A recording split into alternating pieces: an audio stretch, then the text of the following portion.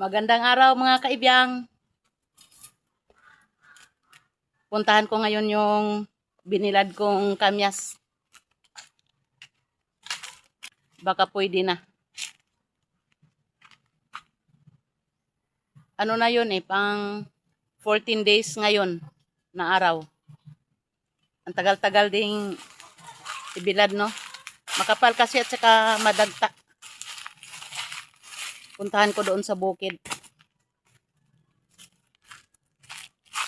Dito ko yan binilad. Ginawan lang siya ng patungan. Tingnan ko.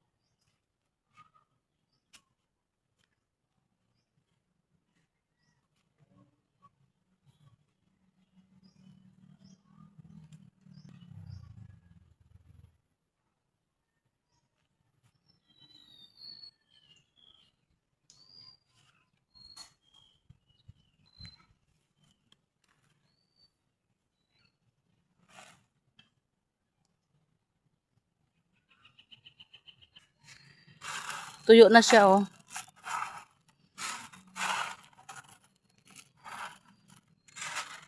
I-repack na natin ito.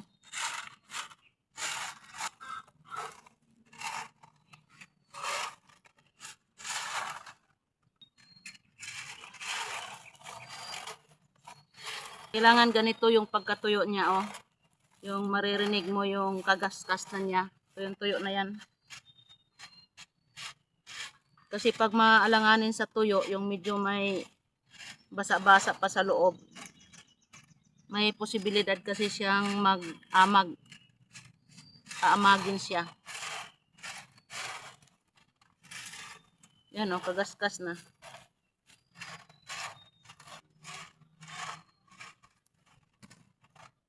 Maganda yung pagkatuyo niya. Dire-diretso yung init. Hindi siya naalanganin sa pagbilad. Oh. Matunog na siya.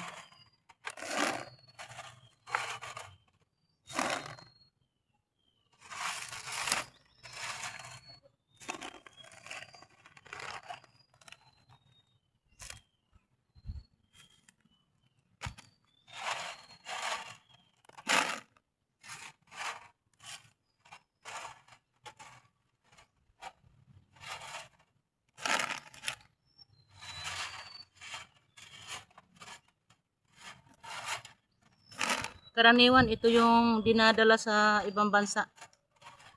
Yung tuyo na.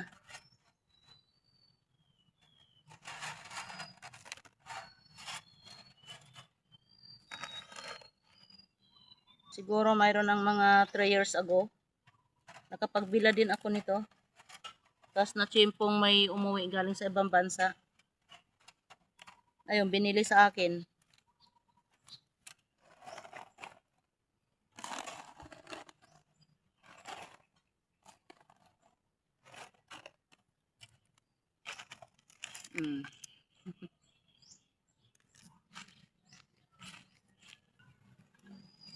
Tara na.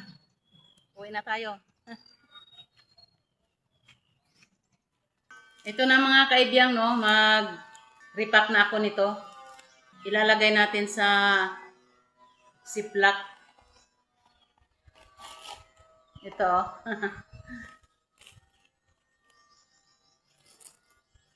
Para siya safety.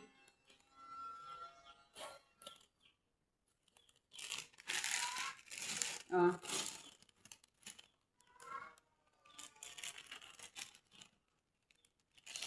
Umaabot ang buhay nito ng 6 months to 1 year.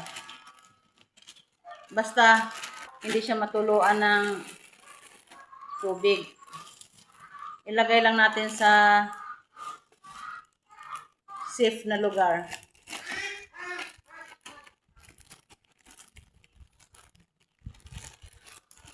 Hindi rin natin masyado punuin kasi para makahinga-hinga siya.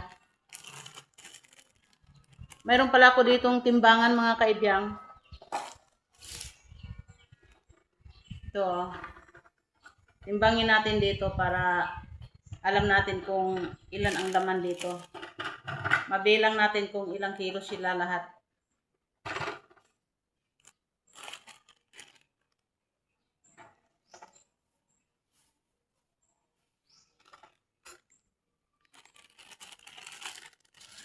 Gawin natin 1 kilo.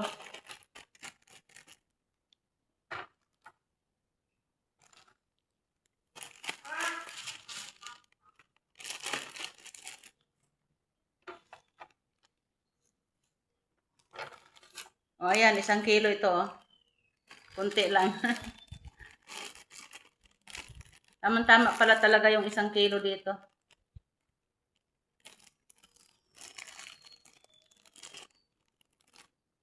Mm.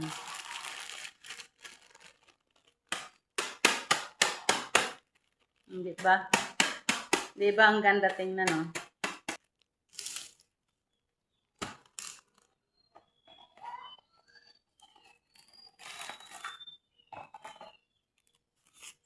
Nung kasabayan nito, nagbuko din ako noon, gumawa ako ng buro, yung inaasinan. Ayun, nagamit ko na. Nagburo ako noon ng 2 garapon. Ay, yung 1 garapon malapit na maubos. Maganda kasi nitong may istaka. Anytime nagagamit ka, mayroon ka agad makuha.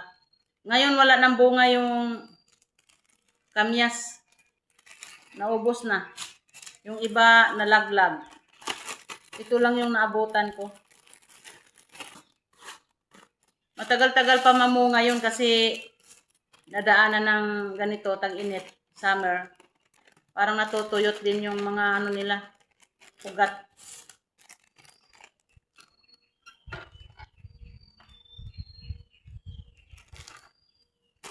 Sobra. Kulang sa tantiya. Ayan.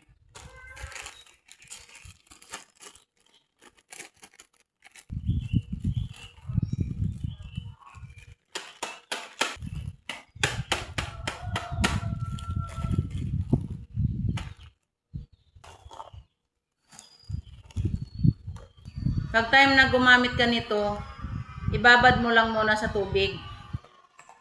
Parang kasama na din yun yung hugasan mo. Tapos, hayaan mo muna siyang mga ilang minuto. Babalik sa dati. Pero hindi na as in na magkukulay green. Brown siya pero lumulubo pa din ang katawan.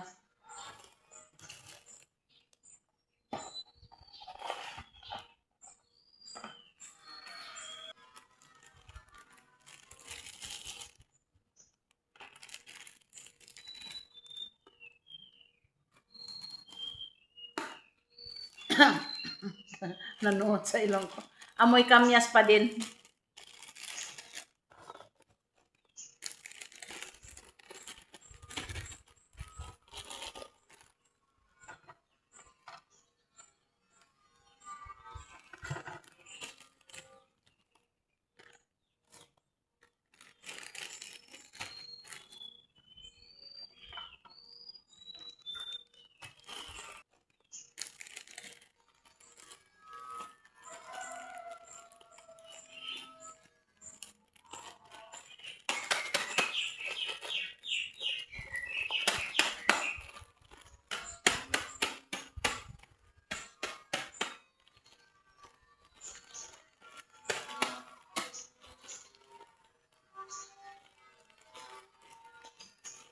Parang tingnan mo lang parang daing na pusit.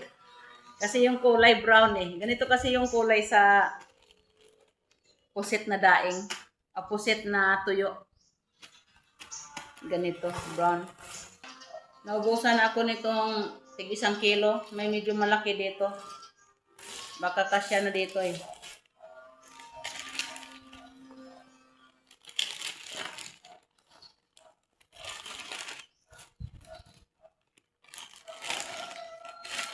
Maganda yung pagkatuyo niya. Tuyong-tuyo.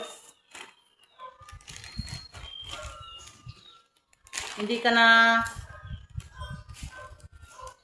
kakabahan na aamagin.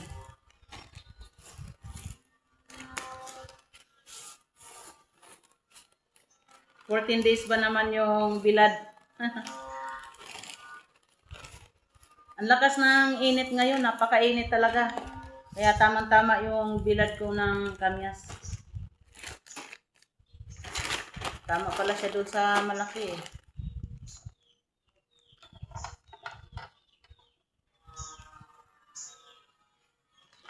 Isa't kalahati lang. Bali 4 na kalahating kilo pala ito lahat.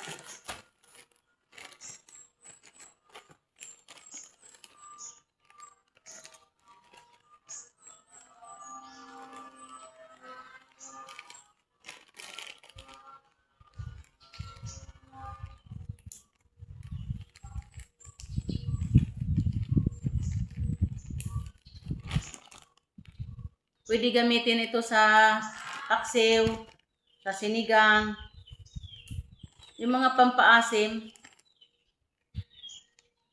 Kung yung pangat na isda, pwede mo ito ilagay, pampaasim.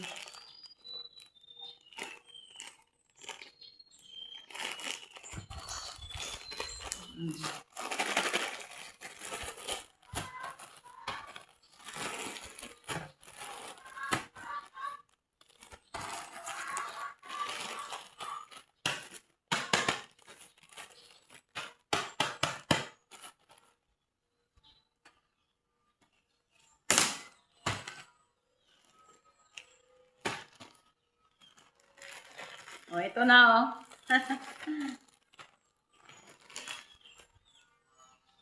Naka 4 kalahating kilo.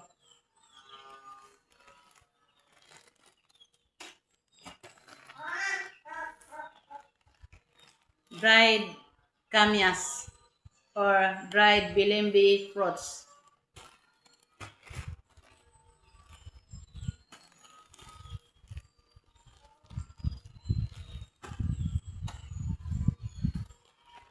Kung may bibili nito, hindi ko alam ang presyo. Pero minsan kasi may tatanong sa akin dito, lalo na yung mga nakaraan, yung inuwi niya sa ibang bansa nung bumalik siya noon. Wala naman akong idea sa presyo. Sabi ko sa kanya, bahala ka na kung magkano ibigay. Ayun. Paldo. Diba? Ang ganda ng pagkabalot Tama-tama pala ito sa anong size ba ito? Ang size nito 24 by 24. Kasi kwadrado lang siya Pero hindi pa talaga itong pinaka-small. Parang medium. Ganda Bili na kayo. Okay, thank you for watching. Isang like naman, isang share, at paki-subscribe naman para updated ka sa mga susunod kong video. Salamat! Bye-bye!